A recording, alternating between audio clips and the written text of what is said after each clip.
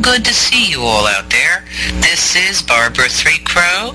I'm live on peopleforpeople.ning.com talking to you from Turtle Island. Yeah, way out here in this part of the world. Good to see everyone. I'm going to be continuing reading from another one of my books. It's called The Star Children Today, Magic and Phenomenon.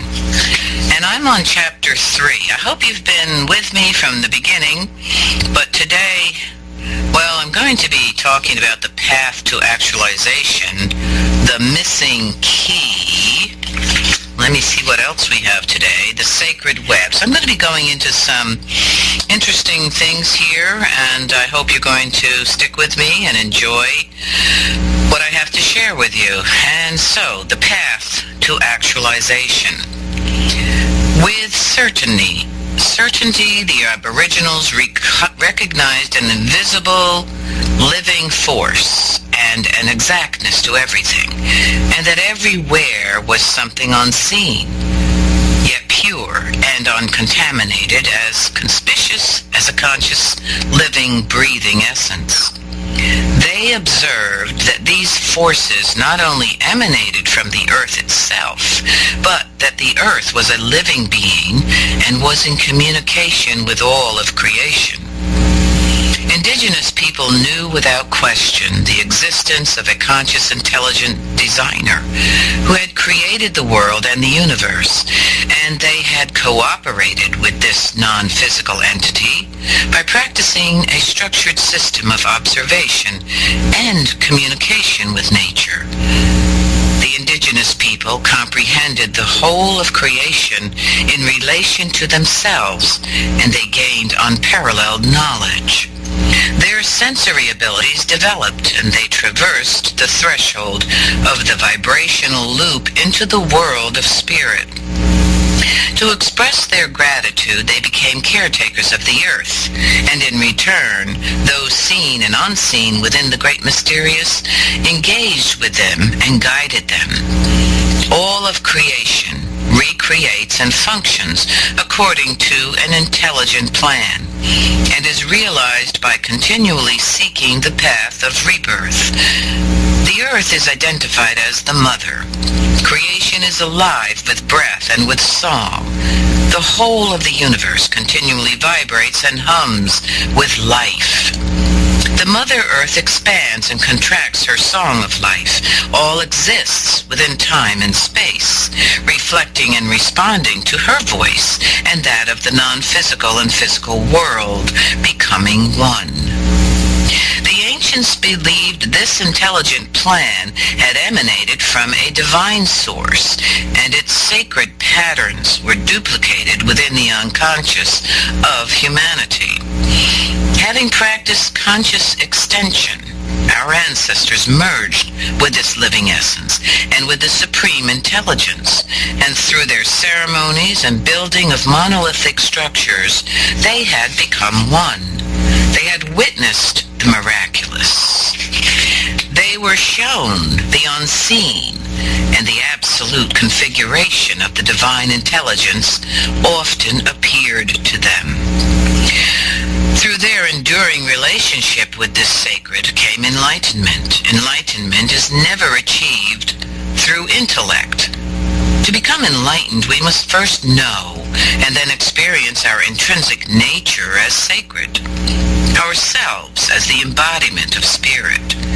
It is gained by our experiencing fully and completely the frequency of divine essence, the omniscient creator, the key to enlightenment. The ancient art of enlightenment speaks of our becoming one, or the I am concept, and symbolizes the embodiment of something holy, an omniscient creator, and a presence that epitomizes our innate fundamental nature. This is made tangible through conscious awareness of the rapture we experience as one. Also, it is to be realized through the memories of our soul and the deep longing we each feel whenever the soles of our bare feet are placed upon the Mother Earth. When we merge with the heart of her living essence, we become one. By unifying ourselves with all of creation, when we gaze quietly and steadily into the atmosphere of the living forest, and when we reach beyond our fears, when we extend our minds and our physical and visual boundaries beyond the ordinary, whenever we seek this, we are responding to our soul's memories. What is the voice that we hear when we enter into the forest? What do we see? What do we feel whenever we lean into and merge with the atmosphere of the living universe, and when our spirit mingles with the great mystery and our hearts are touched? Whose breath is it that breathes against us, and what is the source of the love that we feel? The ancients saw beyond what most average people today are incapable of perceiving. They knew that their very existence depended upon their uniting energetically with all of creation. It was through their gratitude and their love and their communication with the Great Spirit and their dance of ceremonies and their complete attentiveness to the earth that they were able to maintain essential harmony necessary to continue the cycle of life. Chapter 4, The Missing Key. Indigenous traditionalists speak with certainty of the existence of visitors from the stars, a conviction they have upheld throughout history. Regardless, this knowledge has been hidden, and we have been led to believe they are only myths. Clearly, this corresponds to some prescribed agenda, either meant to hide the truth or that we ourselves have chosen to ignore something profound in our myths. There have been numerous reports given by indigenous and non-indigenous persons that describe encounters with the little people, with celestial beings, even with fairies, or the existence of parallel realms, ethereal realms, and specifically, there are reports of elemental beings frequenting ancient sites. Even more intriguing are these indigenous people who maintain that there are specific stars and planets that are the true origins of the human species. With certainty, our beliefs and personal experiences, as well as numerous factual reports regarding these phenomenon, have for centuries been relentlessly contradicted, and in some cases deliberately obscured, either by religious dogma or members of the scientific community. Severe methods of persecution were once prevalent and still to this day. Intolerance regarding any and all confidence with regard to the authenticity of the mystical or that which might appear to be outside of religious doctrine remains. There is a majority who maintain positions of authority who choose to ignore historic accounts regarding all mysterious phenomenon, no matter how accurate the documentation. Unfortunately, even in these modern times, there remain an unwillingness to embrace the truth. It is apparent that the Aboriginals had acquired a profound understanding regarding the Great Mystery. Clearly, prehistoric science has far surpassed what anthropologists and scientific studies had originally assessed as possible. Might we ask the obvious question as to the source of this gift bestowed upon numerous primitive cultures throughout the world? In other words, how was it possible for a primitive people to have gained advanced technology and sciences? What great source had brought to them the ability to build untold monolithic structures and then to have guided their precise alignment upon the Earth's ley lines? Who had advised them of the real meaning regarding the relationship of the monoliths to the equinoxes and the solstices? Considering that many megalithic stone sites were deliberately placed upon telluric points specific to higher frequencies, how had a primitive people known of the Earth's matrix and of the existence of and uses of its frequency? It is likely that long ago an unfathomable source bestowed upon the original people the ultimate wisdom and conveyed to them the existence of a supreme intelligence, the designer of all creation, and that this supreme intelligence had deemed the precise placement of the monolithic structures as significant to harmonizing the Earth's life force. In fact, what our ancestors had realized and were inspired to achieve was essential for the survival of humanity and the Earth. The guidance they received would have had a profound impact upon them, so much so that they were driven to build untold monuments throughout the world. An astounding achievement. For centuries, they had devoted themselves through their ceremonies at each designated site as they realized to be necessary that would nurture all of life. There are natural stone formations similar to these monolithic structures, and these also radiate precise frequencies, and without question, all held great meaning to the ancient people. This was proven by their ability to transport numerous megalithic stones from afar without modern tools, and to have shaped each stone with such precision that it is impossible to slip a thin piece of paper between them. Scientists have determined such a feat would be impossible to achieve today. Now, to further astound us, our ancestors had placed each of the monoliths to be precisely aligned with certain planets and stars. Now, this indicates their having a profound knowledge of an exact planetary and celestial relationship, and also an understanding of the power of their prayers that would energetically communicate throughout the sacred web. But the question remains as to how a primitive people managed to transport from afar numerous monolithic stones and create numerous sacred altars throughout the land. Had they discovered the key to magic? Had they found ways to utilize the power of thought, the power of sound frequencies in a manner unknown to us today? It is possible that ancient knowledge had been brought to Earth by the visitors, since it appears that there is no other viable explanation given us from the scientific community as to how an uncivilized people accomplished such a feat.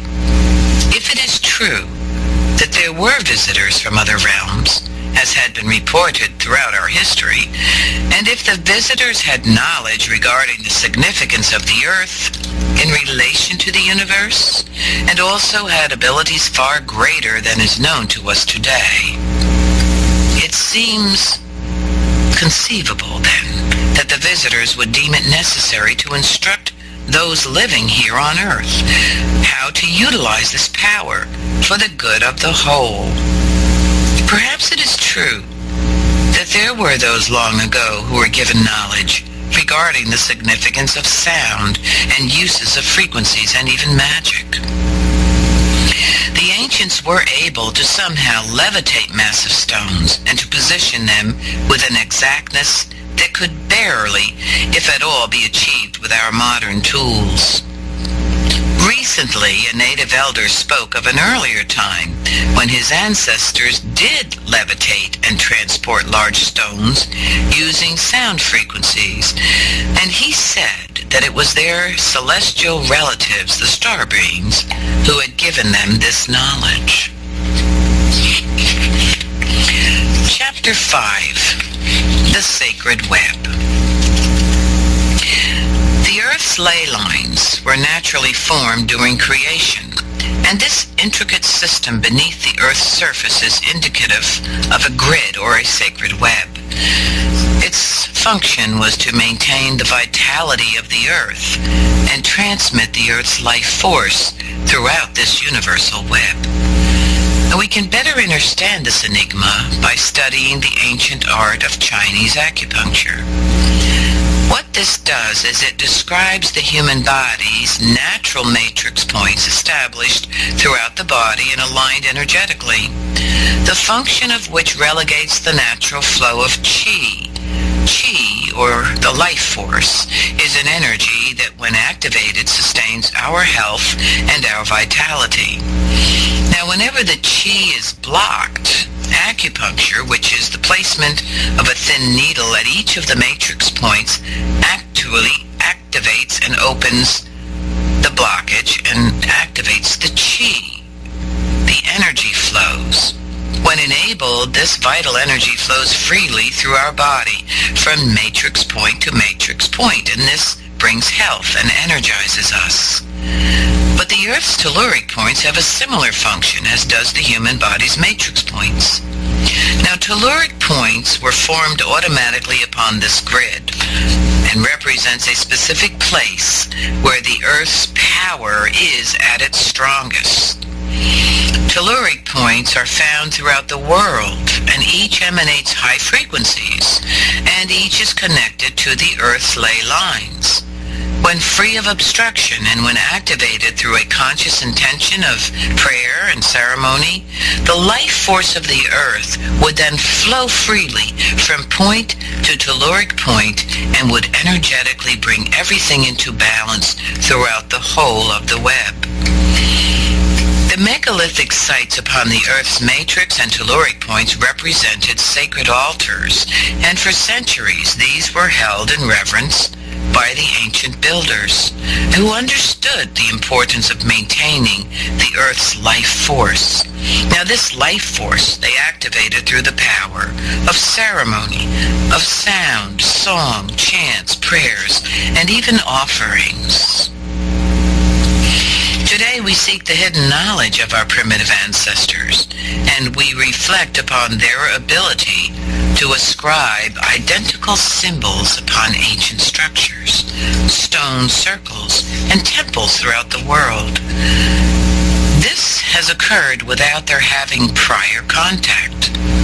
In this part of the world, there are numerous ancient sites that are unknown, and these consist of stone formations distinctly animalistic, the turtle being one that is prevalent. The effigy of the turtle directly relates to the ancient people who once had lived and still do live on this continent, known as Turtle Island.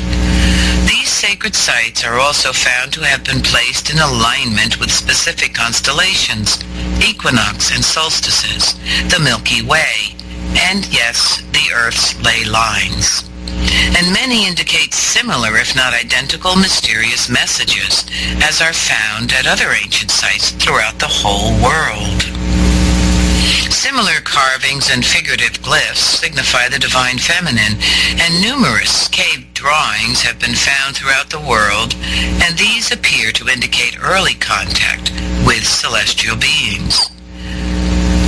The knowledge and ability to precisely identify the Earth's ley lines or the grid, and to distinguish the high-frequency places or telluric points was very visionary. I guess you could say visionary. The instructions for exact alignment and placement of the monoliths throughout the world could have possibly been received through divine guidance. In other words, the ability of primitive people to track the stars and movement of planets, the seasonal changes, and to know spring and fall equinox and summer and winter solstice, is not so easily explained. Was it magic or visitors from the stars who had guided them? Through some great and mysterious communication, our ancestors did indeed understand their having a positive effect upon the Earth's life force, how essential that was, and of the significance of their ceremonies held at each of the designated sacred places.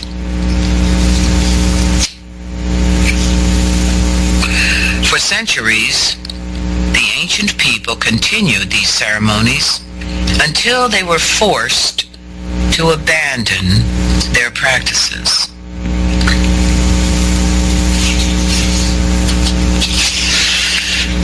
Chapter 6. I'm going to talk about this divine matrix. Some people call it the web, the sacred web, the divine matrix. This is not the matrix that Neo has been caught in. That show, that movie, I'm just saying. This is the divine matrix. What is that? It's a natural grid or a matrix. It is a prevailing template upon the Earth's magnetic field. It's a template.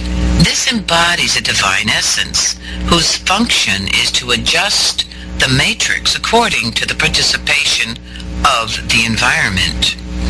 In other words, if the environment is functioning at its highest frequency, the matrix would adjust itself to mirror and synchronize itself with the tempo of this harmonized frequency, which then would radiate throughout the grid and the web and into the universe.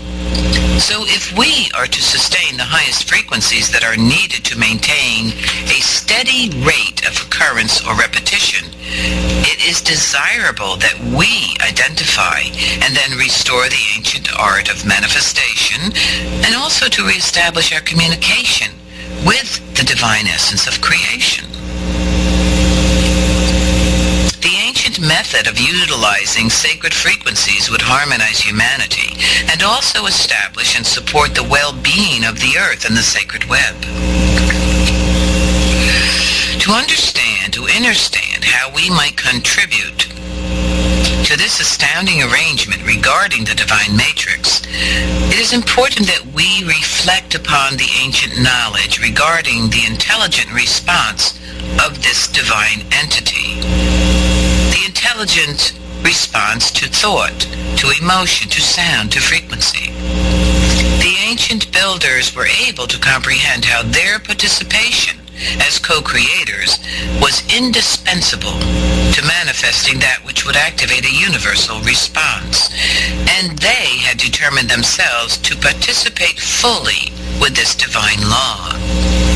They utilized the universal law regarding responsive mirroring of the matrix, and they recognized the powerful influence, for instance, of particular elements, of thought, of emotion, and how their resonance, reverberations, and frequencies would automatically authorize a cosmic response, either harmoniously or disharmoniously. And I've talked about this. This is explaining the divine matrix and how we do participate either positively or negatively in creation as co-creators. So the sound of the human voice reflects and replicates as a hologram within the body, and it reverberates with all physical life. That's just our voice. And the frequency of monolithic stones, they have diverse sounds and tonal qualities in combination with the tenor of the earth. So the human voice in song, for instance, and invocation, coordinates to replicate sacred sound. We are beginning to understand how our prayers and our ceremonies of the ancients held at each of the sacred sites was calculated to communicate throughout the Earth's divine matrix for the purpose to be mirrored into the cosmic realm, and that this actually preserved the harmony and balance of the sacred web. This had been going on for millennia, from the beginning, from the original instructions, and regarding these monolithic sites and structures that the people participated in, this was the purpose and reason for their participation in building these sites, was to bring harmony and balance throughout the sacred web, which would then manifest for all of life. That includes humans as well. But when this began to end, and when people forgot their participation or themselves as co-creators, they stopped prayers, they stopped the ceremonies, they stopped these ceremonies at the sacred sites, and many of these sites were destroyed. But all of the sites originally made and created and built upon the Mother Earth were so significant and so essential. If the divine matrix is in fact influenced by the surrounding atmosphere and does mirror the frequencies of human emotions, thoughts, and feelings, then consequently creates the human experience, don't you think it would be crucial then that we become conscious co-creators and that we also learn to utilize this knowledge for the highest good as did our ancestors? I think. It is known to the ancients the monoliths signified sacred altars, as did natural stone formations, even waterfalls, converging waters and mountains, and that each held a significant function relating to the sacred web. Throughout early history, these sacred points were revered with ceremony and offerings and an enduring communication with either a supreme being or others not of this world. It seems evident that during ceremonial activation that these sacred places were brought to life. We might imagine how their synchronized voices and heightened frequencies of the surrounding elements did indeed radiate a cosmic language and how they unite the greater universe. We can now deduce that what was to be generated at each of the monolithic sites was functionary. In other words, these monolithic sites that we refer to as altars or sacred places had a function, an important function. So get that into your mind. Think of that. People say, well, what were these pyramids built for? Why did they build the Stonehenge? Why did they build this? Why did they build that? Why did they do this? Why did they spend all that time and energy? How did they build it? Why did they build it? Guess what? They were functionary. We could say that they were something akin to a supreme harmonic power. A harmonic power. Think of that. And how this would have activated a mysterious convergence and as a mirror to be broadcast throughout the living matrix. We can only imagine the joyous reply of the divine matrix whenever our ancestors aligned themselves with the voices of the singing stones, wherever their invocations to harmonize all of life and their loving intentions accelerated into the surrounding atmosphere onto the Earth's matrix, including the water, the outer and inner realms, and into infinity. So think of that. We have been talking about our participation, how significant it is, every one of us, that we participate, that we become aware of our presence on the earth, to know that our words, our thoughts, and even our emotions impact upon the great web, upon the whole world. That means everyone included. We are impacting upon everything, all creation. And the ancestors knew this. They knew their prayers, their songs harmonized all of life, and the love that they had for the Creator's creation, this gift, the water, the mother, was so profound that it was functional in the highest frequencies for harmony and balance, I'm just saying. So such profound knowledge had to have originated from some mysterious source, especially since it is clear that these primitive people had a capacity unknown to modern man. Well, how are they so primitive? I say they're described by the authorities or the scientists as primitive stone-wielding grunters, like they just grunt at each other, I guess. Well, so something is being kept from us. There's the mysterious here, mysteries that we are not being told. Even in these modern times, there remain those indigenous people who maintain a deep and abiding consideration of themselves as stewards of the earth.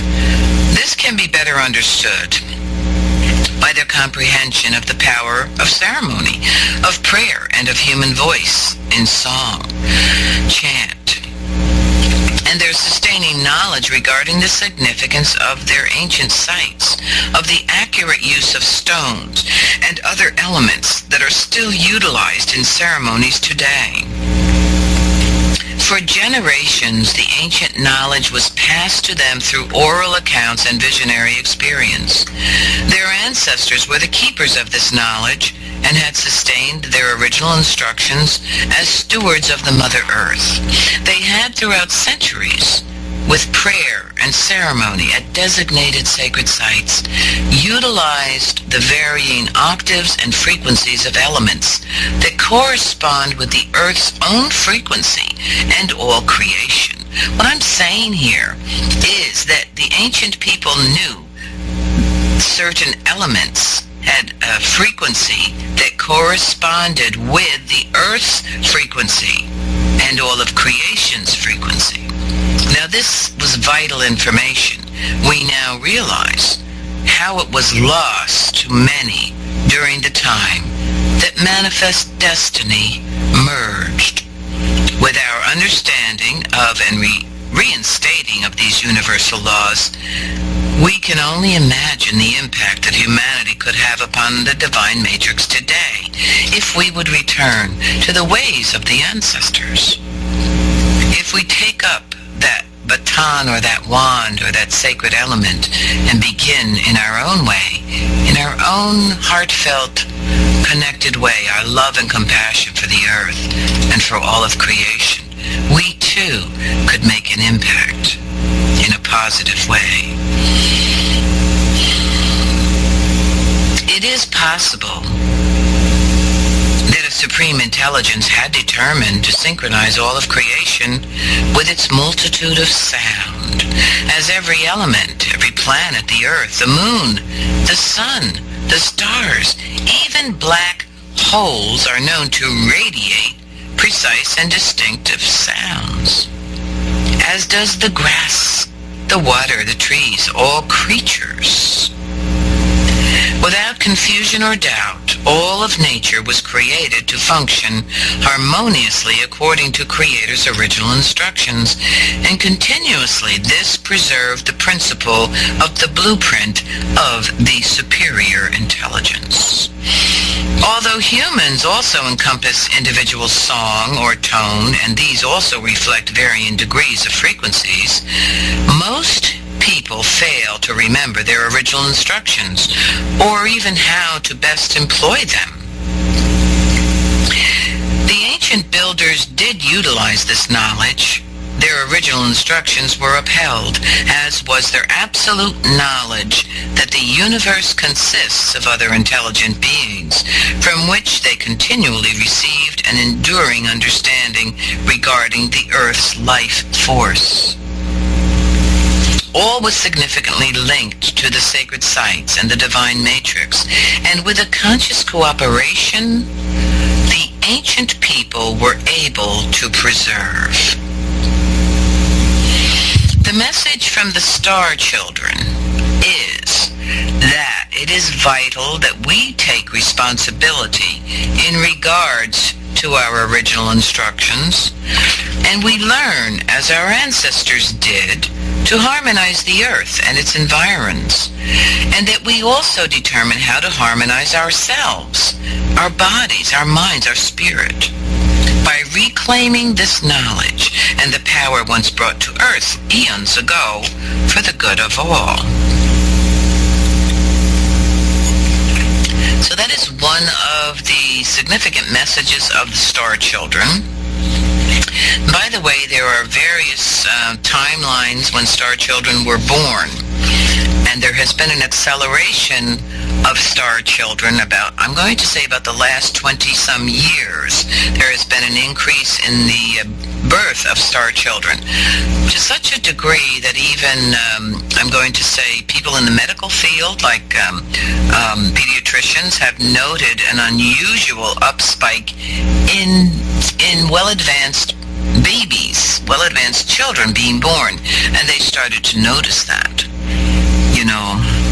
So we have varying timelines of persons that are born with these specific gifts that are noted today that star children have or carry or that are born with.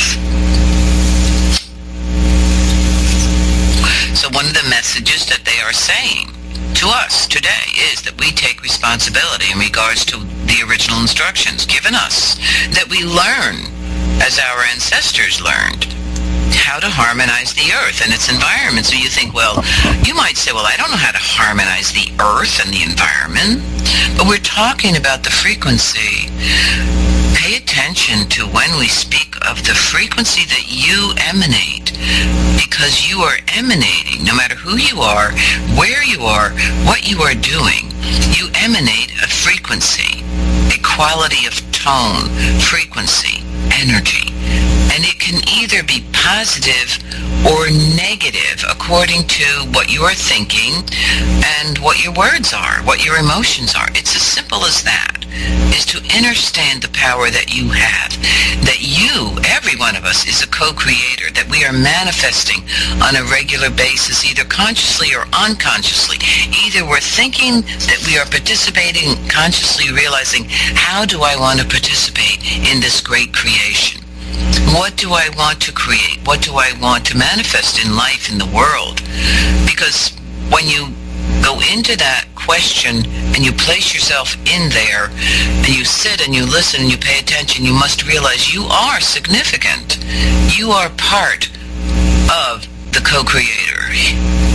And your thought, your words, and your emotions are manifesting and creating. So let's talk about the nature's matrix out of balance. As I have noted, there does exist a naturally formed matrix, and that's the other amazing thing. I mean, I don't know if you have ever had an interest in the matrix or the grid or the ley lines, but you can Google the Earth's grid or you can Google the Earth's ley lines and you will see. It's as though, somebody used a rapidograph and did all these perfect lines throughout the whole of the Earth, and they all connect as a grid. Well, we call that the grid, ley lines, or matrix, or web. But it's not only upon the Earth. You see, it's a frequency, it's an energy. These lines exude a frequency and an energy depending on what's going on in the environment, what is happening in the atmosphere of the Earth. So these are like energy lines. They're like telephone lines. So wherever you are, wherever we are, or whatever is going on upon the Earth, beneath our feet are these frequency energy lines, like telephone lines that emanate and broadcast what is going on in the environment. So, there exists a naturally formed matrix, and although it is invisible, there were earlier civilizations that had knowledge regarding this, and they had determined this to be a significant template for the Earth, as well as some form of prevailing message to humanity. Through some unknown guidance, they proceeded to construct countless megalithic structures in precise alignment upon the surface of this matrix. Unfortunately, throughout millennium, the function of the matrix was lost, the purpose of the ancient structures forgotten, and even numerous sites along the grid severely were corrupted. It is difficult to grasp why an ancient people had been so determined and how against immense odds they had succeeded in constructing their sacred altars. It is unfortunate for us that we have not only lost this important legacy, but that we lack an understanding that we ourselves are essential to reinstating what has been lost and why our ancestors' misplaced legacy is so essential to us today. We have stayed or strayed far from the knowledge given them, and we have lost the ability to energize the matrix ourselves. We have lost the ability to harmonize the earth. Even more alarming, we have failed to consider the significance of this lost knowledge regarding our coming generations. The earth is similar to the human body. It is greatly affected when the chi or the life force is energized or blocked or corrupted, and this would compound physical and spiritual illness. So therefore, it is critical to our children's future that we recognize the significance and purpose of ourselves and of our relationship to the Mother Earth, of our nurturing this divine matrix. Given the earth changes and the prophecies now being fulfilled, that we also seek to implement through prayerful communication the original purpose of ceremony and the power of sound. Recent studies have shown that there was indeed an exact science to the placement of the monolithic structures, as each were aligned precisely upon the Earth's hidden matrix. Now, we can only imagine how primitive people throughout the world could have received this knowledge either in the form of visions, spiritual guidance, or an ability to communicate with a divine intelligence. Certainly, their astounding ability to accurately align the monoliths to the celestial realms, to the planets, significant stars like the Pleiades, Orion, and the Milky Way, and their understanding of the Earth's matrix was immeasurable. It shows a superior relationship with the celestial realm, far more consequential than that of modern man. We might reflect upon the means by which they had discovered these mysteries.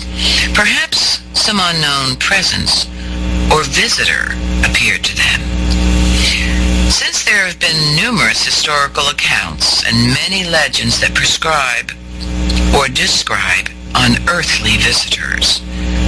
Particularly, there are accounts given by indigenous cultures describing the emergence of a significant and powerful one, capital O-N-E, who, it is said, had conveyed unparalleled knowledge to the ancient people.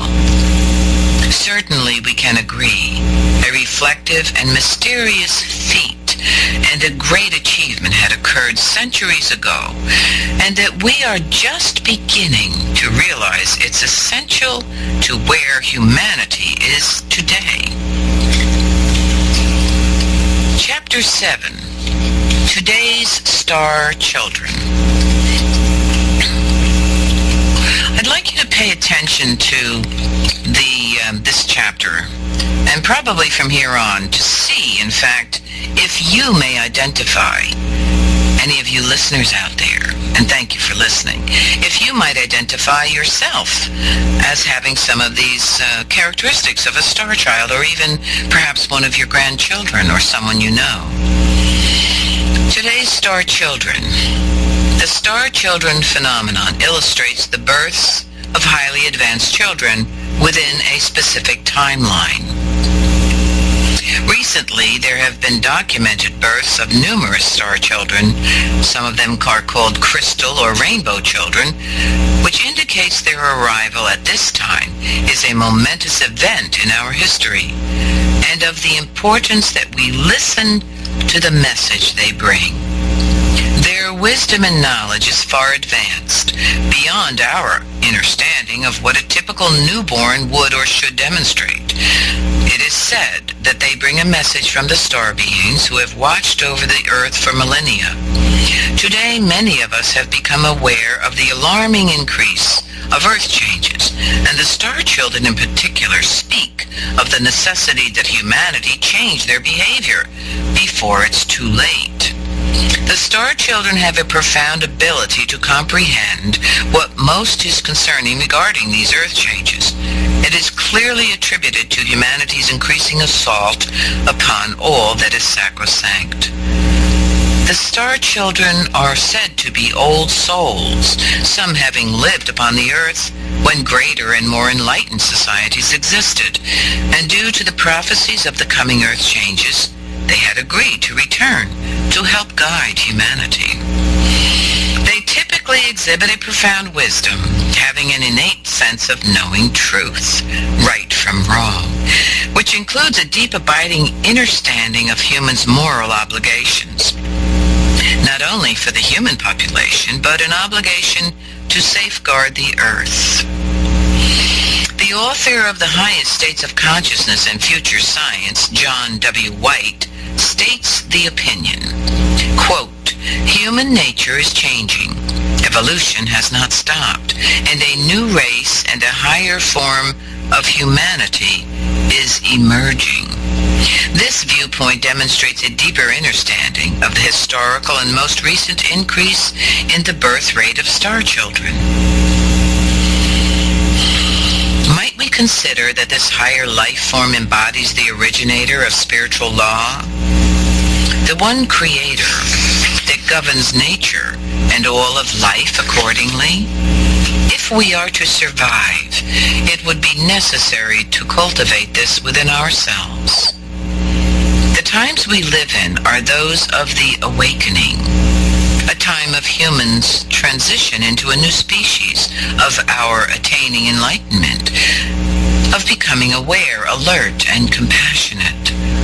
As all of humanity precariously straddles the old world, we find ourselves entering a new paradigm, and it would be important to reflect upon our past and realize the meaning of our future, and to welcome the star children who have come to guide us.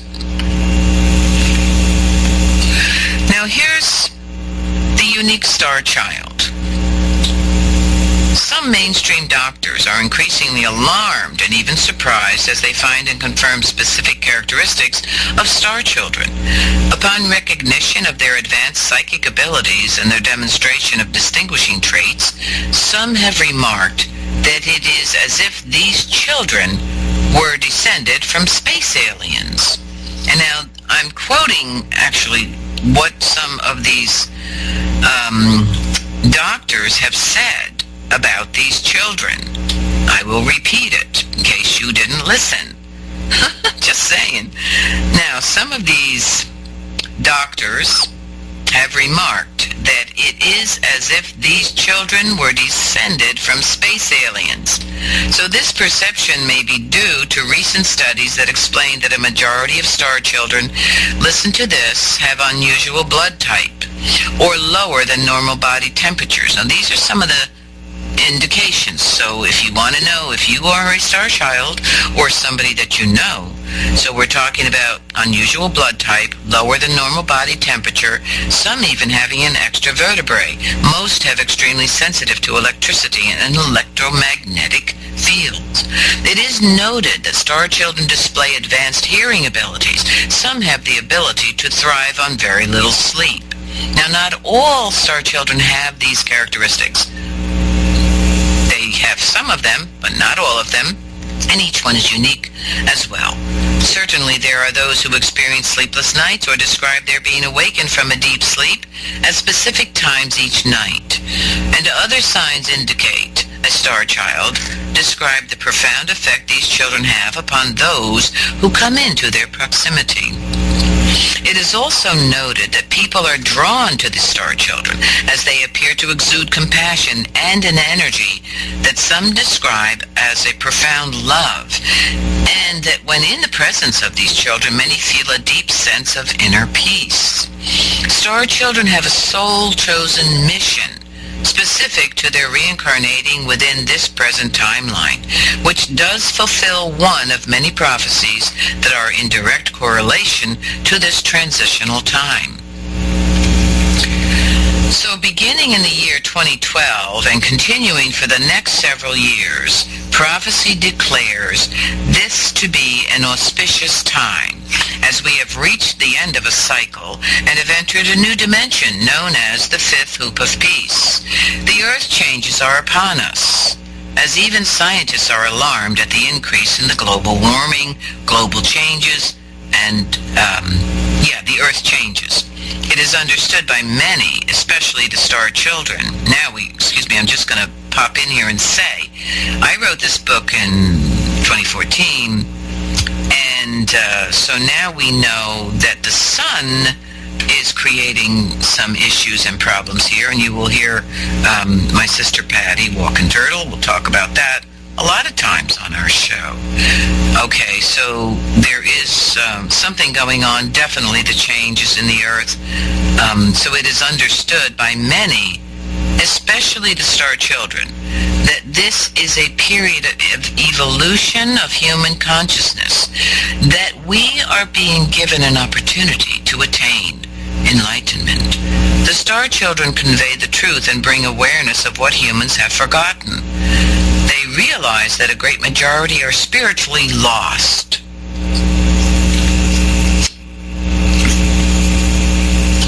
Well, that we are aware of. A great majority are spiritually lost, and that some may possibly have never before experienced compassionate love for the Mother Earth, or how even to begin to awaken their spiritual consciousness. A star child's purpose is determined before birth. As they are born leaders and teachers, many come to foster spiritual growth, and they are guided by the star beings, or the teachers. These teachers convey to the star children what must be done to prevent our destroying the Earth, to save humanity from destroying itself. The star children possess healing abilities. They are deep thinkers, and most prove to have advanced psychic skills such as precognition, clairvoyance, clairaudio, the ability to hear the guiding voice of spirit. Many star children proclaim the existence of spirits and will communicate with nature beings, and easily accept the idea of an afterworld and of souls reincarnating.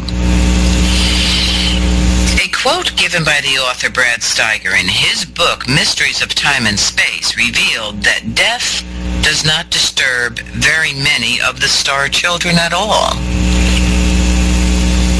For 88% of star children regard death as merely a transition of the soul into another realm. Star children are born with a profound awareness, and they know their purpose.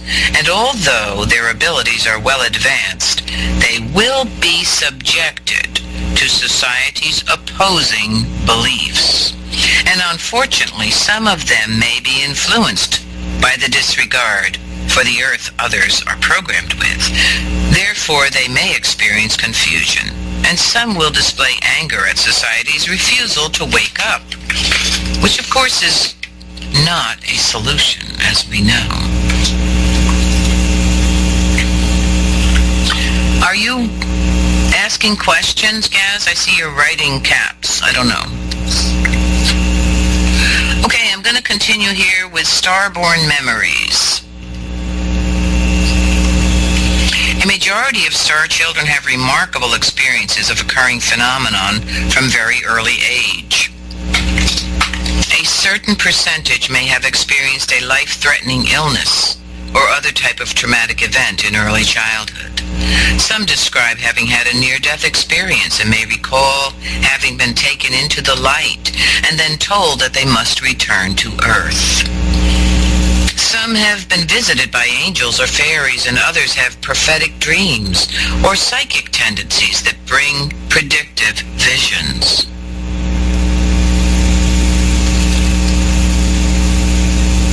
Ah. Yes. Yeah. Oh, yeah. I'm reading what you're saying, Gaz. Interesting. Yes. These were ley lines. Yes, well, that's the web. Yeah. That's how that works.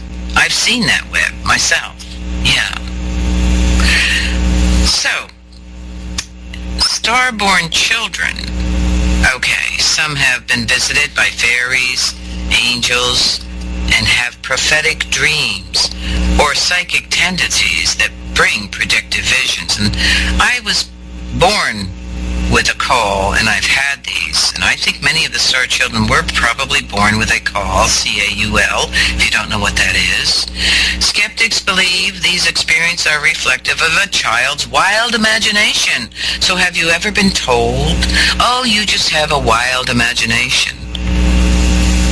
Beginning in very early childhood, I too exhibited a profound degree of psychic ability. My sensory and intuitive gifts were highly developed. My parents were well aware of this, for upon my birth, the caul, or the webbed skin, that lightly covered my face would have indicated, according to ancient lore, a child that is capable of visions and prophecy. And my birth had informed them that my family's psychic and clairvoyant gifts would continue, because that was in my family. On my father's side and my mother's side, they were all qualified as psychics or visionaries, and that was passed down. There were numerous stories on both sides describing tales of my ancestors' gifts as seers, palm readers, and mystics. During my childhood, my grandmother on my mother's side would often gather us into the darkened living room and proceed to call upon the spirits. I was well aware that there were others around me, not of human character. The age of 5 marks the beginning of many profound and strange events in my life when I was visited by 2 unearthly beings that appeared in my bedroom in the middle of the night. From that day on, contact with other elemental beings and guides became a common occurrence. Still to this day, I receive their guidance through telepathic communication. That early visitation was my introduction and ensuing relationship to what I now refer to as the Creator's helpers, and which consists of elemental guides, star beings, and teachers of the light. I continue to receive telepathic communication with plant spirits, water spirits, the little people, even with the spider, birds, and even ants. I have had numerous out-of-body journeys and have received visions of the coming earth changes and prophecies that are now being fulfilled. From early childhood, it felt as though I had entered a secret school, and like many children born in the 1940s, I was actually being prepared for what I was to be doing later in life. It had become apparent to me that something incomprehensible was happening. I soon realized that I was not alone in this great school, and throughout my lifetime I have met many others who have had similar experiences. My communication skills with other worldly beings is achieved through naturally developed intuition and telepathy and extrasensory awareness, and these are gifts that I was born with. Many star children were born with similar skills. They are intuitive, they are clairvoyant, many are visionaries, and most receive channeled guidance from spirits or elemental beings.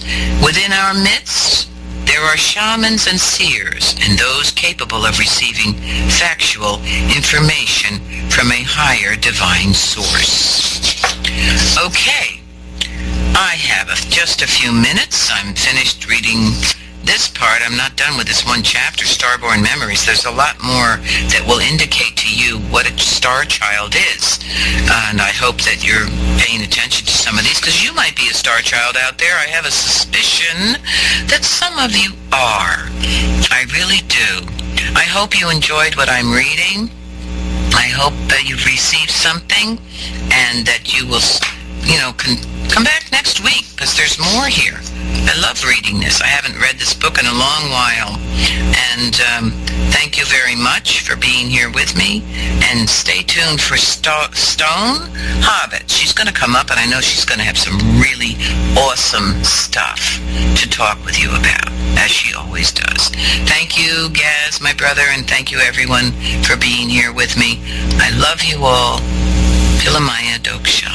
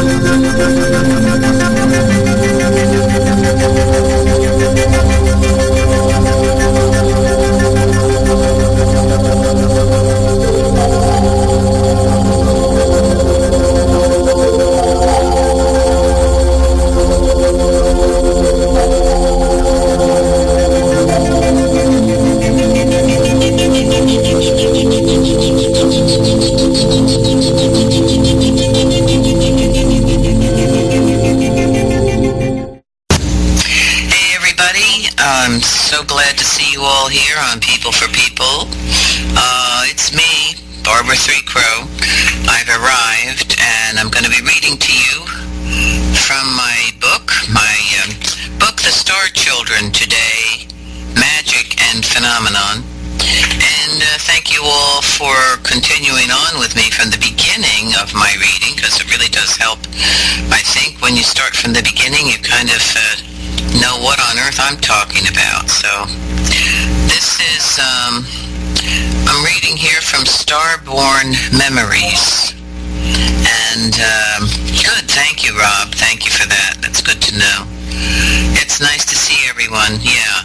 So Starborn Memories. I'm talking right now about some of my own personal experiences, and you all might feel kind of familiar with some of the things I'm sharing with you. I kind of have a feeling. And as I said before about the star children, every child, doesn't have to be a star child, but every child, every one of us is significant, and everyone arrives here on this time with purpose and significance. So the star children happen to have a particular, I guess I'd call it a job or a purpose, That's what we're focusing on today. And some of these things about the star children you might feel familiar with yourself. But there has been something that I realized and discovered that is referred to as a secret school. And when I first heard that term actually from Whitley Strieber, and if any of you are familiar with Whitley Strieber, he had some pretty profound ET experiences, visitations and abductions and all that stuff. And I happened to grow up right near where Whitley Strieber had his little cabin in the woods, and while he was having his experiences, I was having my experiences. Anyway, he talked about the secret school. And over time, actually, I guess I'd say his first experiences were quite terrifying for him. And something started to change in his life over a period of time. He became, I guess, more open or connected to a spiritual aspect of things, whereas prior to that, he was not at all. And so the visitations and the teachings in the secret school sort of opened him up in a good way. Anyway, so the secret school. Now, from early childhood, it did feel to me as though I had entered a secret school, and like many children born in the 1940s, I was actually being prepared for what I was to be doing later in life. And I do want to say that I think we are all, on some level or not, being prepared for our later in life place, I guess, or awakening. So it had become apparent to me that something incomprehensible was happening. And I soon realized that I was not alone in this secret school. And throughout my lifetime, I have met many others who have had similar experiences. My communication skill with other worldly beings is achieved through naturally developed intuition and telepathy and extrasensory awareness. And these are gifts that I was born with. Many star children were born with similar skills. They are intuitive, clairvoyant, and many are visionaries, and most receive channeled guidance from spirit or elemental beings. Within our myths, then, we might say that there are many seers or visionaries, and those capable of receiving factual information from a higher divine source. The teachers that had first contacted me from other realms described my origins as originally from the stars. It was the Pleiades, to be exact. They told me that I was a star child, and I was very young when I heard this. Now, this was difficult to comprehend and also adverse to my Catholic upbringing. Nevertheless, I would often gaze toward the heavens, filled with a longing to return to what I believed was my original home, hoping to once again experience that blissful state of that spiritual realm. Initially, there had been troublesome circumstances during my childhood, some of which had prompted this longing. And like many other star children, I had trouble fitting in. I felt that I did not belong. I soon realized that I was very different from other children. Some of these differences were due to my uncanny ability, for instance, to see auras, which is the energy field that surrounds all humans, and my awareness of the life force that naturally emanates from nature, a skill which was difficult to explain. My psychic and sensory sensitivity allowed a comprehension of others' thoughts, as I was capable of seeing areas within their bodies that were blocked and would eventually cause them illness. And I frequently received visions of future events. Some of these were difficult and others were frightening. I have always had the skill of communicating telepathically, and to this day, I maintain a deep, abiding relationship with the otherworldly beings, the visitors, and I maintain an acute awareness of and also communication with the animal kingdom and nature spirits.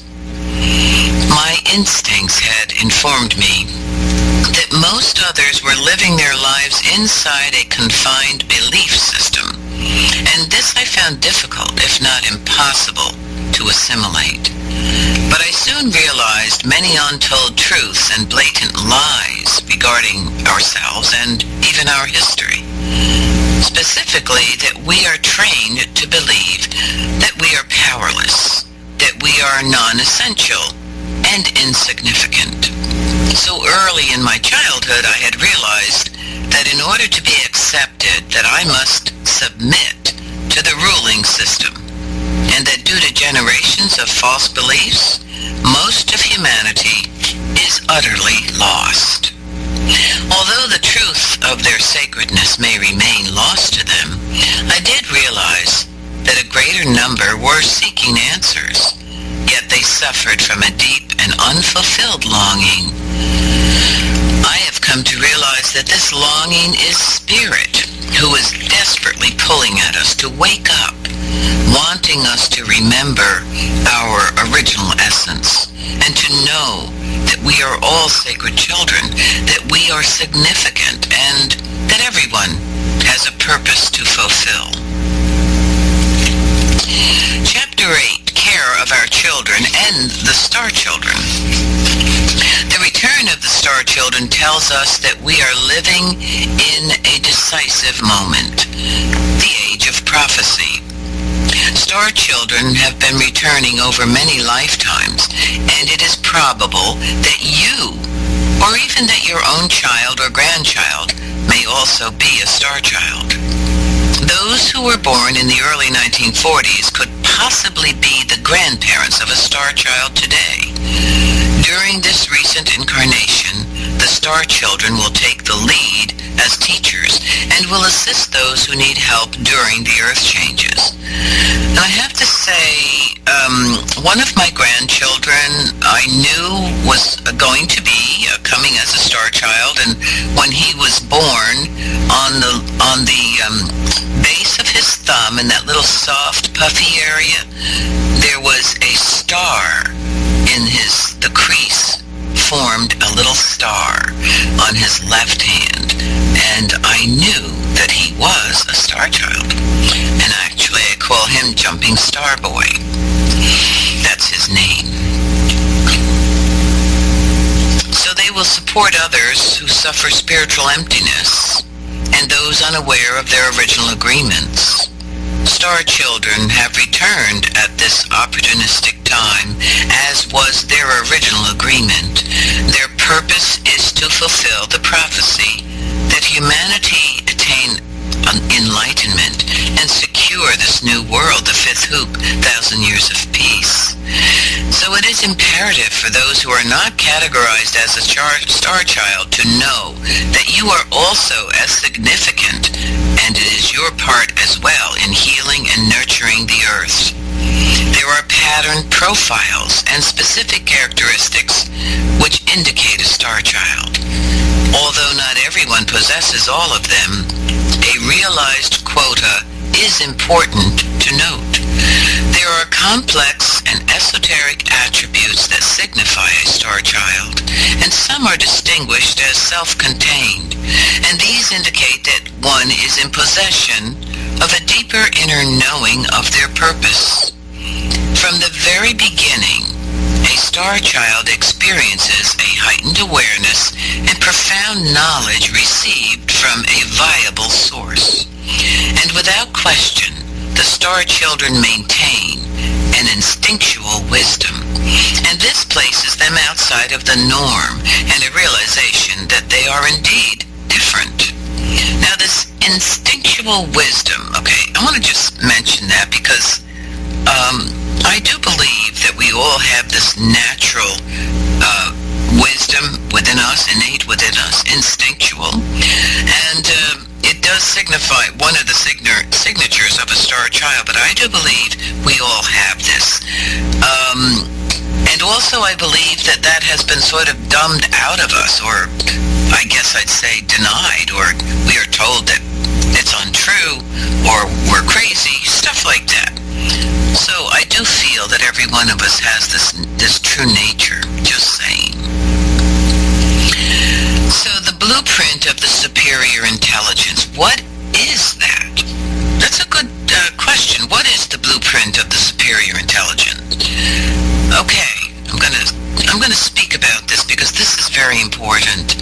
The core aspect of our soul embodies this blueprint of the superior intelligence, which is the heavenly source, basically, the heavenly source of our fundamental nature, and is ever guiding us toward a deeper understanding of our purpose. It is the unfolding of our lives, every experience and the challenges that we meet that eventually lead us to discover our purpose and to succeed in fulfilling that. Now, there are reasons that star children might resist society's rules, especially the rigid classification regarding children's behavior and the attempts by authorities to determine what a good or acceptable child is. So what I'm saying here is that most star children are, really profoundly resist society's rules. So just pay attention to that because, there's this classification that society has that regards children's behavior. The authorities are the ones to determine what a good or acceptable child is. So, but the star child, or a person who, let's say, who has wisdom or within themselves or are awake, they know that that's a bunch of bunk. I'm just going to say. That's not written in the book, by the way. So, this archaic system does demand that children comply or suffer serious consequences. A star child often experiences greater difficulty adhering to the rules of society. So if you had a big problem with adhering to the rules of society, it's possible that you have these tendencies toward being a star child. So these children are often unfairly tagged as the problem child. Some of these children may become lost along the way, especially if their unique character is not recognized. They, as others have done before them, may eventually become the little soldiers and fall into line, and only then will they be accepted. In other words, the sheep.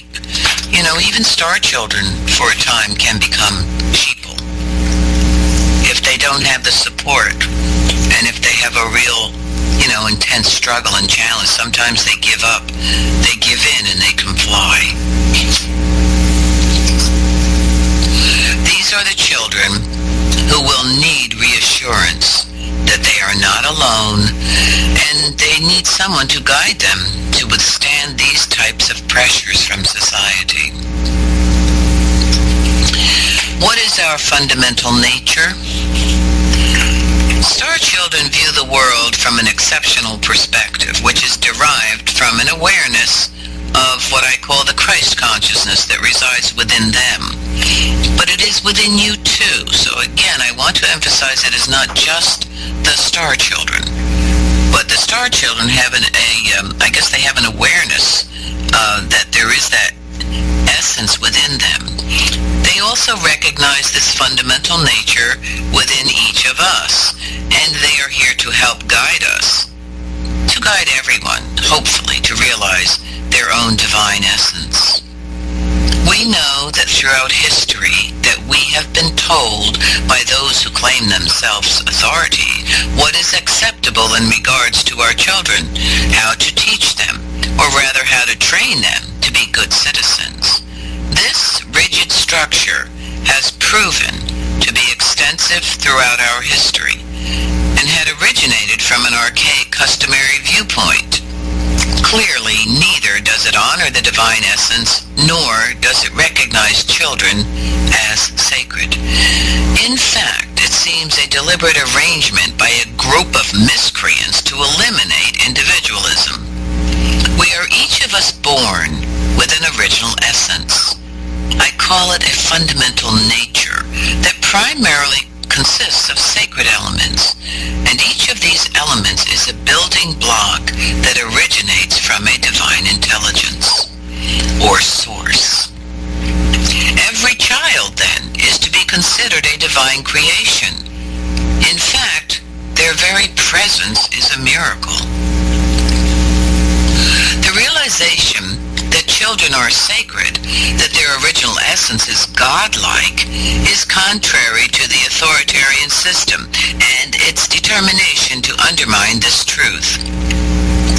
You know how children have a natural sense of wonder, and if they are lovingly welcomed into this miraculous world, and they had been cherished, well, their original essence of joy and wonder would have been freely expressed through that divine spirit.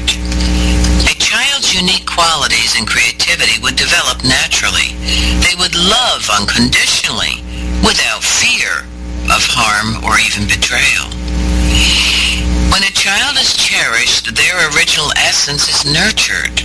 They would be fearless and free from self-doubt.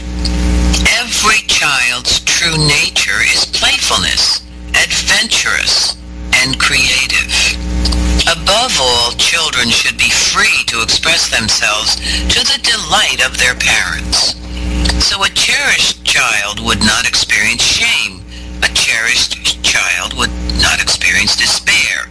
Or would they have felt unloved or believed themselves unlovable?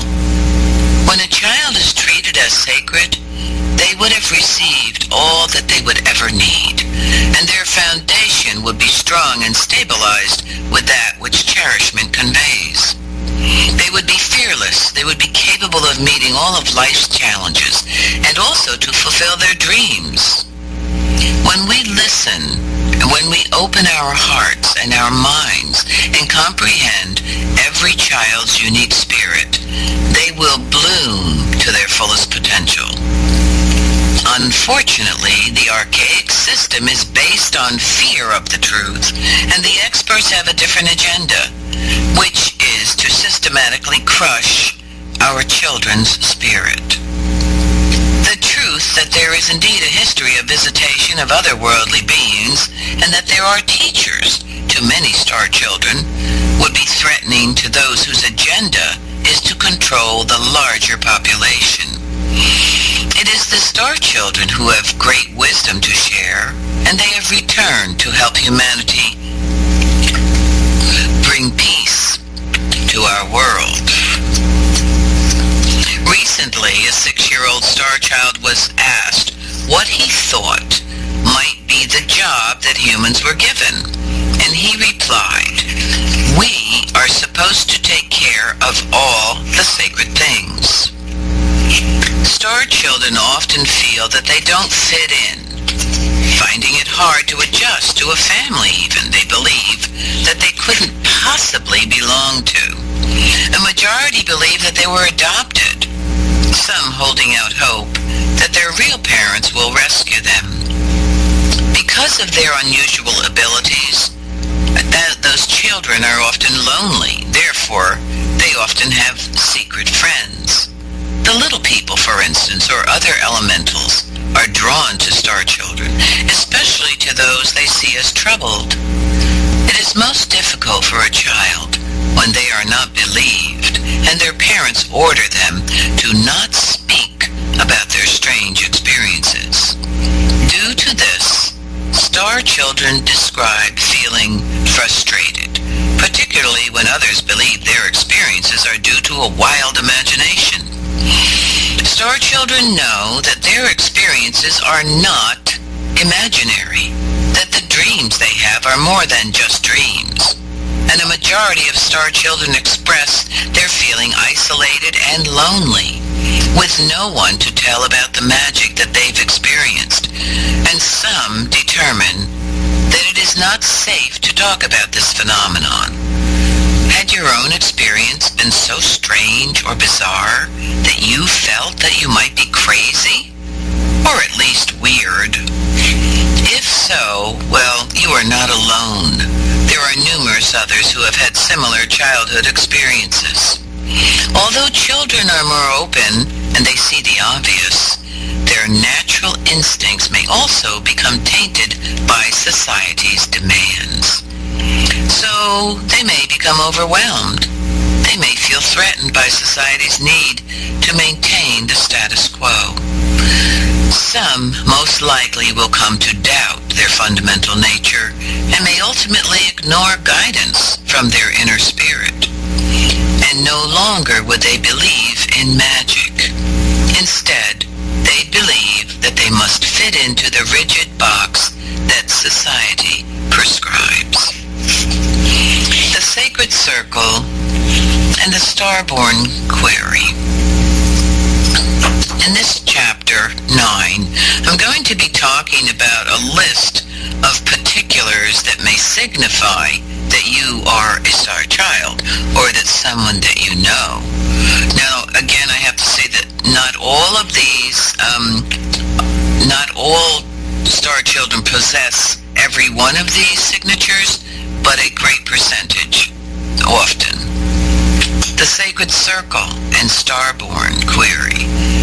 Now, many star children are meeting each other and finding their circles at last.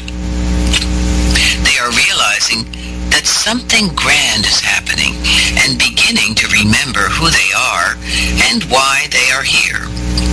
The pure essence and fundamental nature of each sacred child is energetically aligned with the universe, and they instinctively know that they are the sacred hoop. They recognize that a child should never be forced to be something they are not, for their inherent nature is aligned with the sacred, and they will never fit into that box. Star children will have chosen to return throughout many lifetimes, and some of them experience life as a female or male, or African or indigenous, Asian or European ethnicity. They will have met countless challenges as preparation for these times we are now living.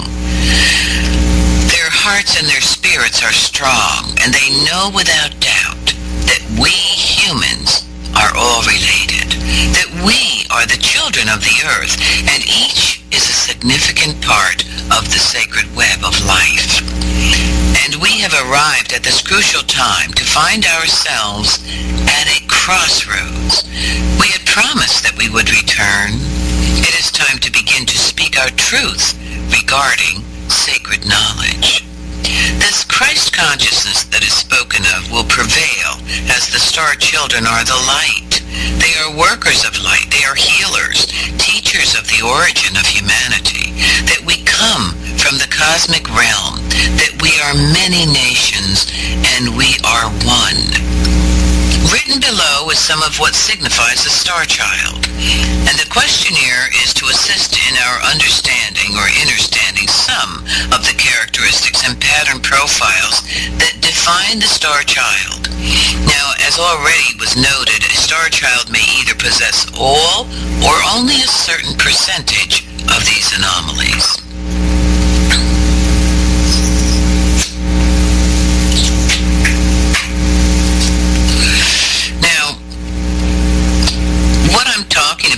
A whole list. Many have done research and studies over the years about star children. What signifies a star child?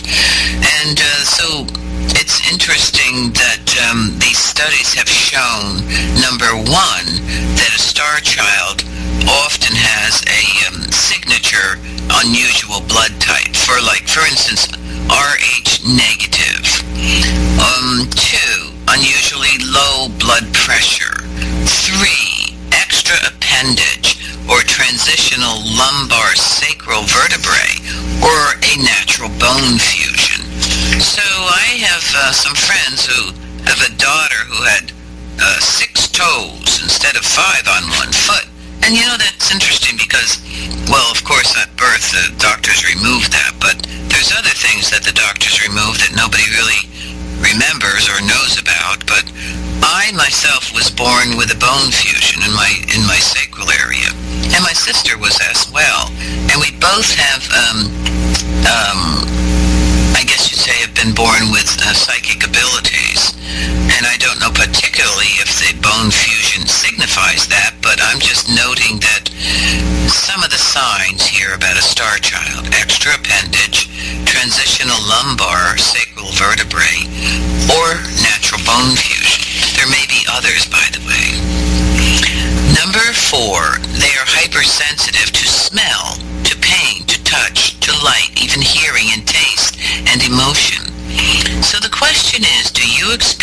or are you sensitive to others' pain, for instance, or others' emotions, even when they're not really, present? So that means you're what we call a sensitive. A clairsentient feels others' pain in their body. In other words, you would feel it. If you're standing near someone who has a headache, for instance, you might suddenly have, get a headache, feel this headache, but it's the other person's pain. Number 5, sensitivity to energies of plants or animals or communication with these plants or animals. In other words, you have a sensitivity and a connection to the plants and the animals, and that's one of the gifts that people have, that ability. And you can even communicate with them. Number 6 is you see light or color forms when closing your eyes or when it is completely dark. So you could be sitting in a very dark place, but yet you see forms, color, shape in that darkness. Do you feel do you have a high-pitched whine or sound in your ear, or even frequencies that others do not hear? 8. There's music or celestial sounds that you might hear, but there is no viable known source. Sometimes this is described as fairies' music or songs of a celestial being. 9. Tingling or increased spikes of energy, like your hands are heating up when near those who are ill, for instance, or when touching others or an inanimate object.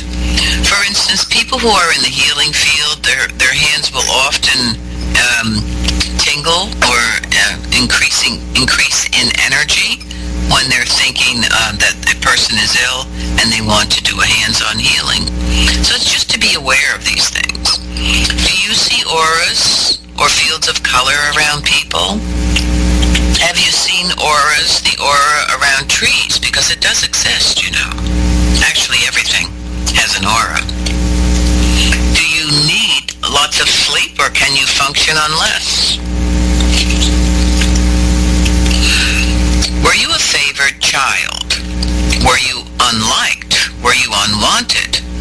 Was your childhood happy, troubled, or abusive? And why this is noted is that it seems, a great majority of star children happen to wind up in a family that is troubled and sometimes even abusive.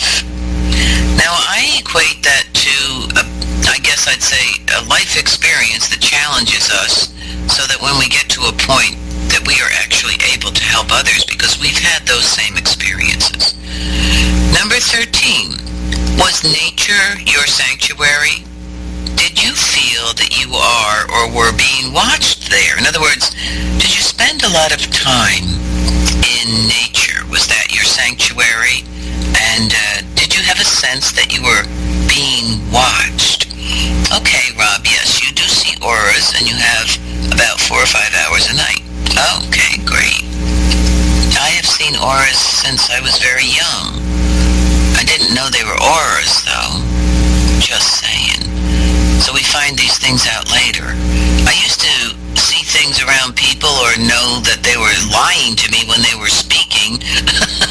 So I could say, no, that's not what you mean. So on. I got in trouble a lot that way. Yeah. Okay, it's all right that you didn't come from a traumatic family. That doesn't mean that you're not a star child. I'm saying there is a percentage of star children who seem to come through in this way as a challenge. Perhaps you had other challenges, Rob, in your life, maybe not relating to your immediate family. So, okay, do you have chronic cyanitis? Some people do. Star children seem to. Do you have painful joints, headaches, severe pain in your back or your neck? Did you feel your parents were not your true parents?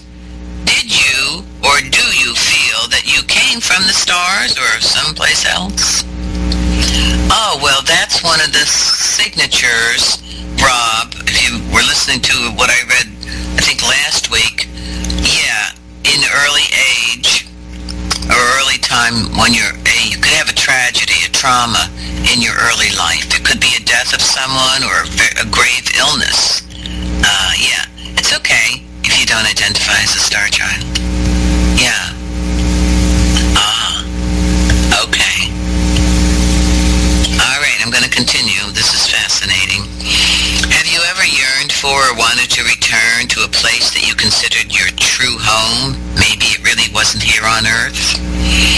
Have you experienced a sense of great urgency?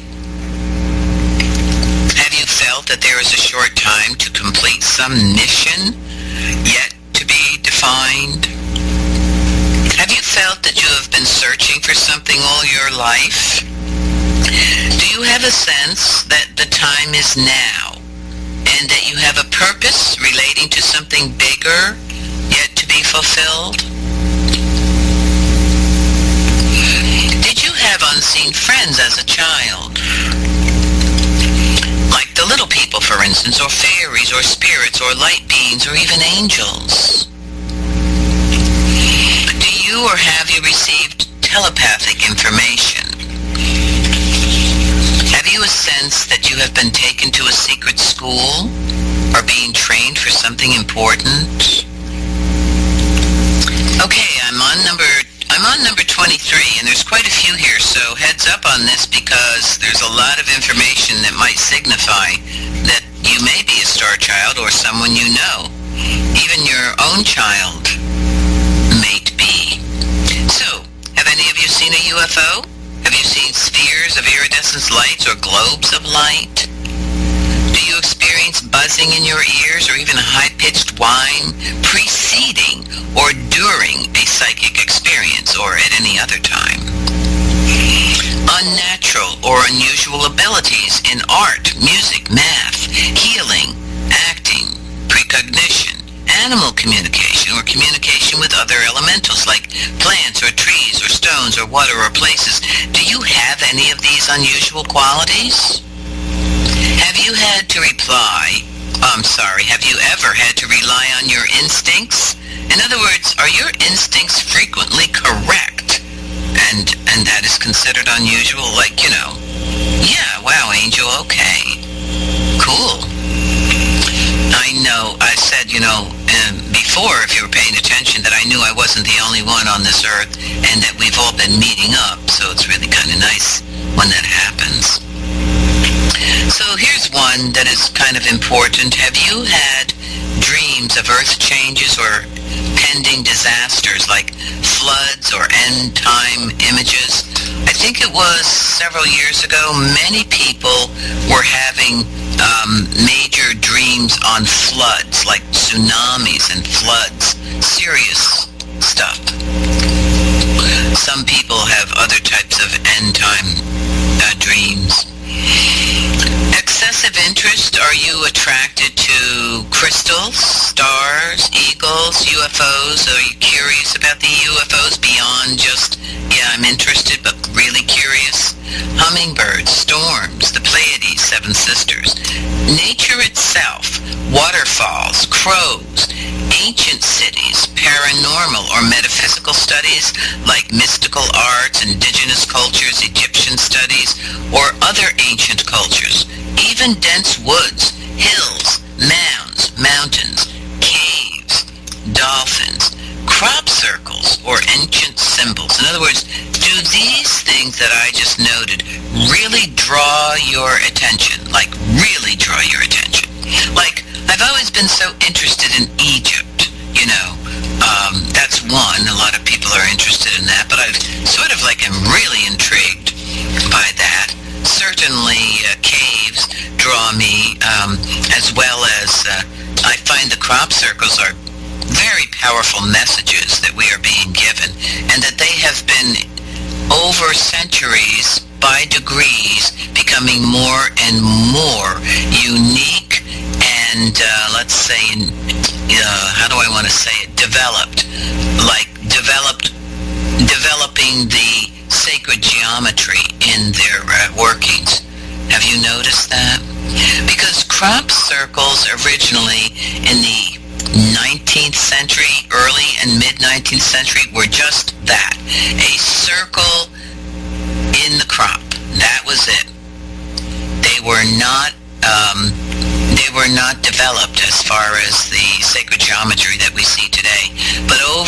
centuries, they have been becoming more and more developed. I think that's because we ourselves are becoming more and more aware and conscious and ability and awareness of the sacredness and everything, the sacred geometry, for instance. They're sort of leading us along, right? Guiding us. So let me ask you this. Do you think or believe that there could possibly be hidden cities within the earth? Have you ever been told that you have compelling eyes?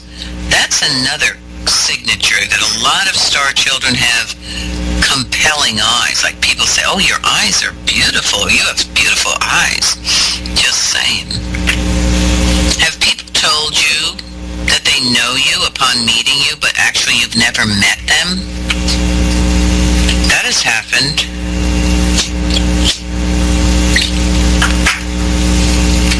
What I mean by that is that you could meet someone like the first time and you feel so strongly within yourself that you know this person.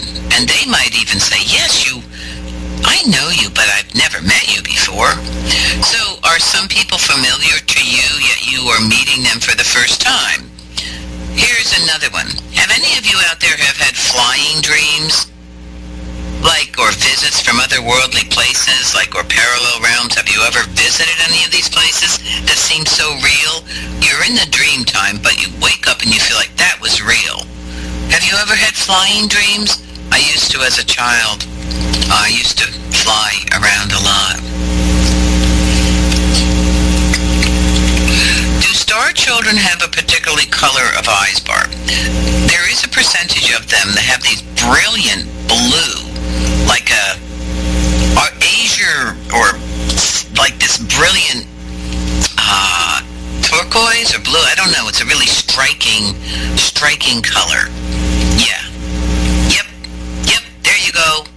Gaz, Angel, Rob. Woohoo! Oh, you guys are funny.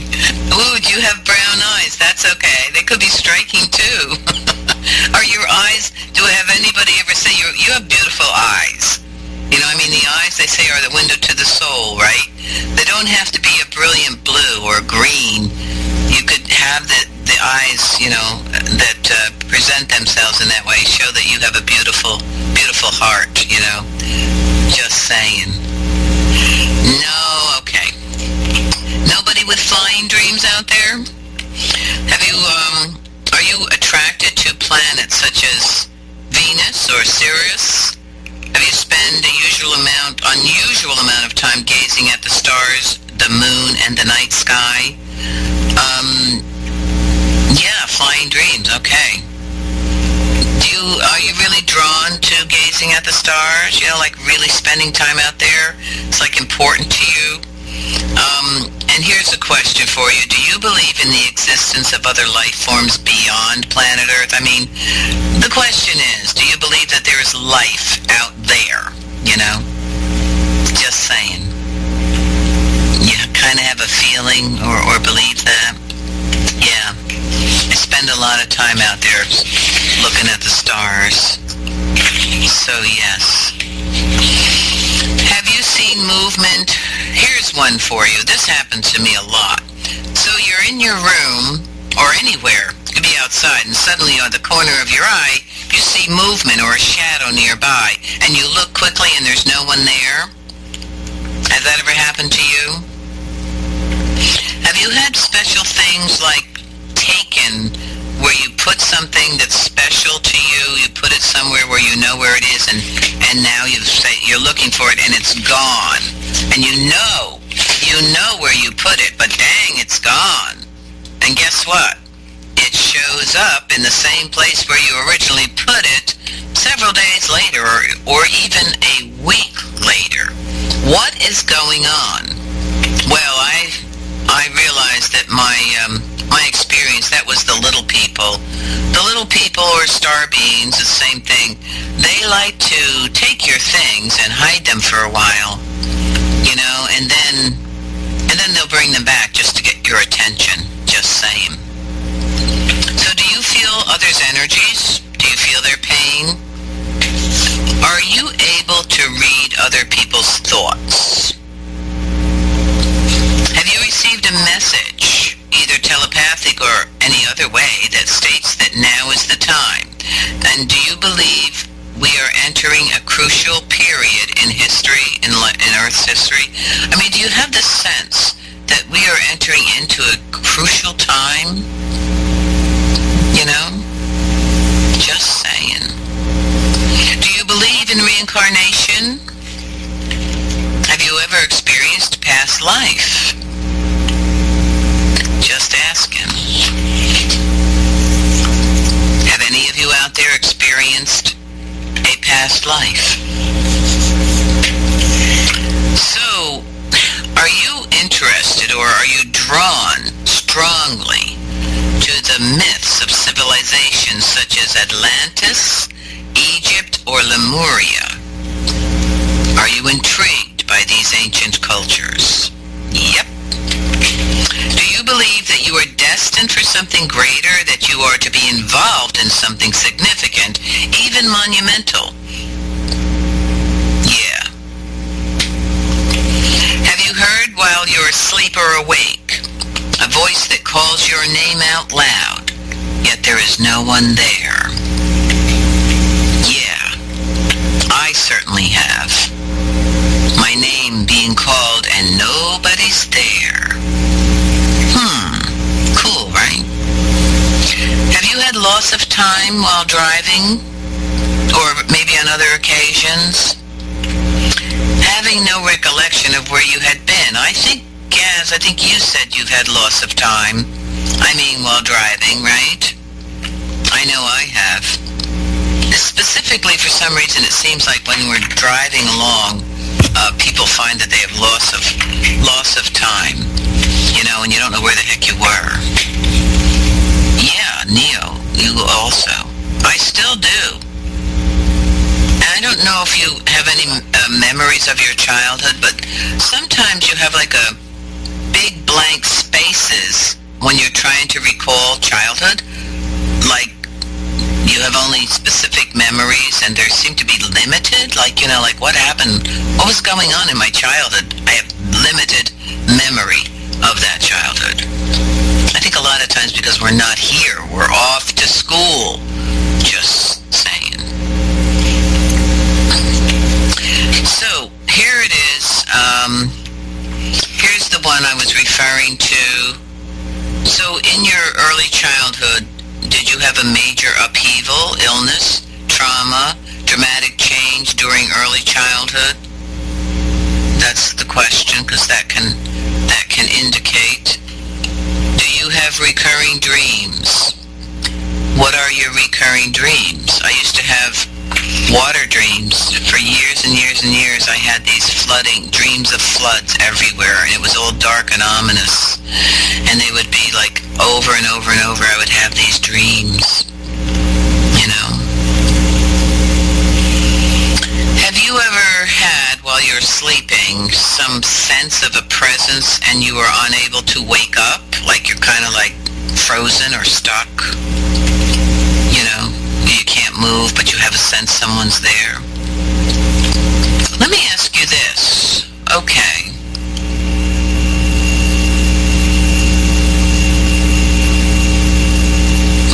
Okay.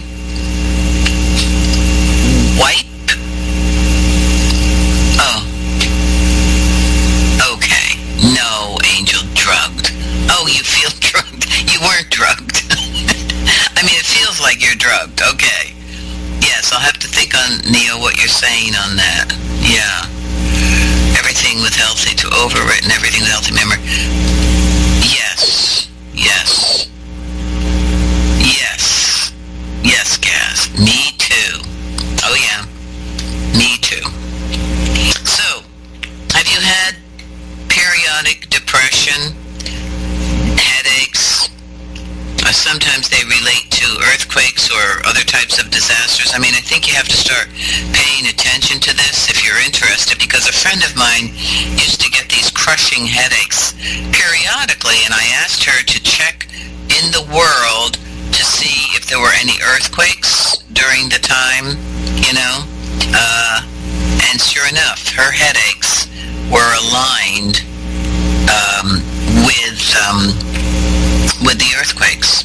Yeah, very interesting. Yeah, we have Okay, you guys. I think we're all kind of experiencing similar things here. Yeah, Rob. Okay. Yeah. Okay. So, have you recognized that recent years newborns are more advanced and they seem wiser beyond their years? Do you have any unusual birthmarks? Any of you out there? Are you psychic? Are you clairvoyant? Do you have these psychic abilities? And are you interested in the healing arts, light worker, spiritual counselor, or drawn to similar modalities? Because a lot of the star children are very drawn to these things, but not only that, they have developed these gifts more and more in this day. Let me ask you this, everybody out there. Did you feel misunderstood as a child? That's a simple question, a simple response. Did you feel misunderstood as a child? I mean, you might feel misunderstood today. Yes, I guess you guess. We're working on it, though. We're working to understand you. Has life been filled with difficult and unusual challenges for you? Yeah. Well, that's one of them. If you've been misunderstood as a child and even today, then that's an unusual challenge, isn't it? How do we deal with that? Have you had experience with any dark forces or negative entities? And I know a few of you already talked about that. Well, I certainly have. You guys telling me, yes, that you have. You've had experiences with dark forces or negative entities. Have you been visited by angelic beings, though, or beings of the light? Have you ever had a near-death experience? Had you been taken into the light where you experienced God's divine love? Let me ask you this. Am I going too fast for you guys? I don't know.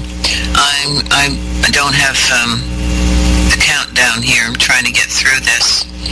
Okay, I'm heading towards the end. Do you believe humans might at this time be experiencing their greatest spiritual challenge? Are you experiencing your greatest spiritual challenge? So that we have the potential to balance and harmonize the divine light and the dark energies. Do you believe that that's what we're being asked to do? So, have you had frequent communication with or even visions of angels or even other worldly beings from the light? In other words, do you sense or even have you had connection to something light, positive, and angelic? I guess I'd say something in the positive. Have you ever felt that everything was hopeless, yet suddenly you were overcome with joy or inner peace? Have you ever had that feeling? Just saying, because what's happening to you is, that's when I say an angel's touching you. If you feel like suddenly you're down, you're overwhelmed with hopelessness, and you're feeling like you want to give up, and yet suddenly you're just overcome with joy or inner peace. So, okay, do you have a high IQ? Some star children have a high IQ, and you excel in skills beyond the ordinary. I mean, it could be art, it could be music, it could be anything, not just like math. So, what particular areas do you excel in? That's important. Let me ask you this. Were you a problem child in school? I know this Gaz is going to say yes, because I've sent him to the corner many times. Just saying. Yes. Oh my gosh. So, were you a social outcast? Did you not fit in? Have you ever been frustrated More like school. Did you hate school? Let me ask you this. Who out there was the daydreamer? Did any of you guys just spend a lot of time daydreaming? I sure did. I wanted to get off this planet. Let me get out of this. Get out of school. Oh my gosh, Rob, you were a rebel. Good. Okay, a brilliant rebel. That's pretty cool. Well, okay. Let me ask you this. Are you having adversity to organized religions, but you do believe in some supreme being or creator or even a tree? I don't care.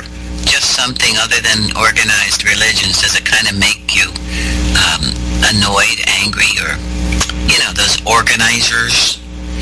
Here's the last one, number 64. Have you ever been diagnosed with ADD or ADHD? This is really an important question. You may not have been diagnosed, and depends on how old you are, actually. Why am I asking this question? It seems that the studies, the research that have been done on a greater percentage of star children have this issue with ADD or ADHD. And I'm going to also say now, because something else has popped up, and it's the autism spectrum. And that is also linked to the star children. Because many star children, have been attacked and affected to do them harm by this system. And I know you said something up there, Angel, about how we've been being attacked and affected. And you're absolutely right. And there's something going on that is attempting to eliminate the beautiful gifts of the children that we are, and a lot of that has to do with them creating through vaccines, through what they're putting in our water and everything else that is creating this ADD, ADHD, and oftentimes the spectrum. I'm just saying. Okay. So what I've asked you mentioned here is just to basically stimulate memories, to kind of like bring you into thinking about this. Now, you might not have been able to identify yourself with some of these, and that's okay. This is about to demonstrate the possibility that you or your child may be a star child, and some might indicate that you have had contact even with the star beings. So particularly, they may help you discover your life's purpose. And I want to say, everyone is essential, yet not everyone will have the experiences that star children have. But some questions may resonate with you, and others may not. Nevertheless, it's okay. We're all here, meant to be here, and we are all meeting these extraordinary challenges and developing and growing and moving towards something, amazing. That's where we are today. We're here in this extraordinary timeline because we showed up. So, all right. I got about 7 minutes, so let me see if anybody has a question out there. Neo. Okay, what are you saying? Working together, Jin's Limited, Mind Control Corporations, absolutely. So let's say, yes, the Monarch programming, for sure, MK Ultra, Monarch program, yes. Yes. Yes. Okay. Yes, Angel, I have experienced the same thing. I guess I could say that now. Looking back, and Neo, I'm not surprised that you guys are here on People for People, that we're kind of like getting to know each other. Because I never said that. I never really expressed that I've been attacked all my life, but you just actually reminded me, because recently I was reviewing the various attacks in my life from the time I was 4 years old. Could have been earlier, but that's the one I remember starting with. Yeah, so, but here the point is that, so there's some reason why that is, of course, because, okay, so we all come here for a purpose and we are all significant. This is the main thing we have to think about, right? It doesn't matter whether you could say, well, I was told I was a star child or I am a star child. To me, this is just of interest. It does not matter whether you are or not, because you are significant, and we're all here at this timeline for a reason. This is how I feel. Okay, so the thing about the star children or crystal children or rainbow children, it's pretty much all the same. It's just signifying these particular things, but we're all here in the same timeline. That means you decided to come here at this timeline. That means that you are significant for this timeline. That means you're purposeful and you are important and you're here now. So just saying, yes, and there are some people out there, you want to call them bad people? Yeah, Angel, we all have. We have been held back and held down by bad people. Yes, who are scared of us. Exactly. That's exactly right. You are so right. So we have to keep remembering that. They're scared of us. So what is it about us that they're afraid of, right? I mean, this is what we have to really realize, because they are afraid of the power that we were given. They are afraid of the power, for instance, of love and of compassion. They don't have love. They don't have compassion. And those are high on the list of frequencies and vibrations, is love and compassion. And when you can be that, and you have a gift to share, every one of you have a gift to share, and so important and significant. So let me see, what do you have? Gaz, you had a vision dream when you were 17, your life changed at that moment. Yeah, failed miserably. Yes, I've been there too. I tried that too, and I'm so glad you failed, frankly, because I would never have gotten to know you. So, and I failed too. I tried several times. And that was, I could say that now, that is what it wanted, or that is what they wanted, for us to out ourselves, just to off ourselves, so that to get rid of us. I'm so glad we didn't succeed. Just saying. Do you think I'm here doing what? Are you asking that question, Van? V? All right. So, yes, exactly. It is this place and this info we're sharing that has helped people to awake. Absolutely. Okay. This place is the gathering place. Yes. Yeah. Yes, Nia, we are helping others in many ways. Yep. Oh, really, Angel? Yeah, so we have to help, definitely have to, be there and supportive, right?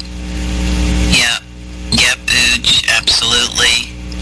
Oh, yes, they want to make it so that we have to fight every day. I hate it too. I do hate it too, but you know what? We can do it. Otherwise, I don't think we'd be here. I truly, do believe that. I'm just saying. Yep.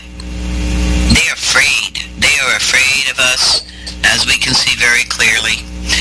So, okay, you guys, I love you so much. It's so beautiful to be here with you today and catching up on the Star Child, our significance, every one of us.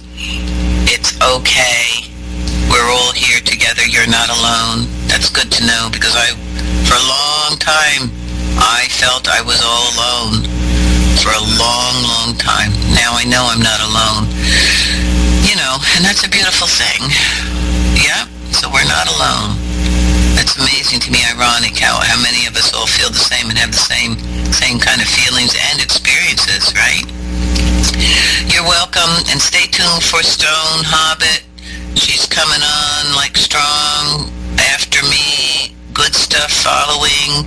You guys stay tuned. I love you all, and I'll see you next week.